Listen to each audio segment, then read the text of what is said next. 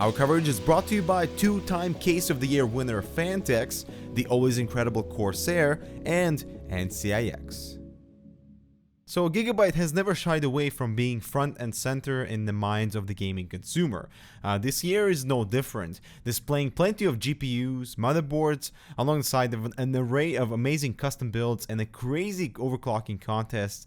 It is obvious who the target market really is. They have carried this trend over to the new release of the P37X gaming notebook. This latest Gigabyte release features the latest NVIDIA GTX 980M GPU that includes a whopping 8 gigs of VRAM. That's insane. The Intel i7 Haswell-powered system also features storage options that could include a pair of 512 GB mSATA drives and the potential for two 2TB mechanical drives as well. Standing with a 17.3-inch 1080p display, which is IPS by the way, the P37X packs the capability to run some of the most demanding AAA titles out today. The display is an IPS, like I mentioned, with very good viewing angles with a matte coating, so there is some reflections, but nowhere near from what you might get with a glass cover.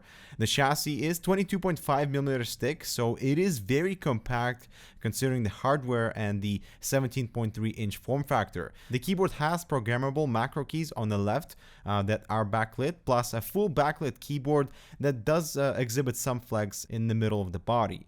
One cool consideration is the optical drive at the front of the chassis instead of the common right side position to save out on space. In its place, we find a mini DisplayPort, a couple of USB 3, HDMI and VGA, and a power input, while the left side features a couple of USB 3 ports, Gigabit Ethernet, and an SD card reader along with audio jacks. The power, however, does not come by compromising portability, as Gigabyte is claiming this to be the lightest 17-inch notebook for its class, and we can attest to how light it is, and it probably wouldn't be an issue of carrying it around.